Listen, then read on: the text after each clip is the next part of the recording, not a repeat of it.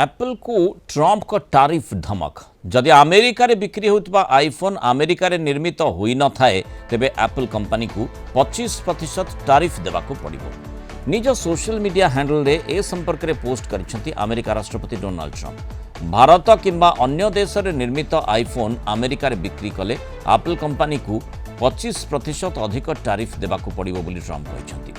Trump को घोषणा पर स्टॉक मार्केट रे एप्पल कंपनी शेयर मूल्य 2.5% ह्रास पाई।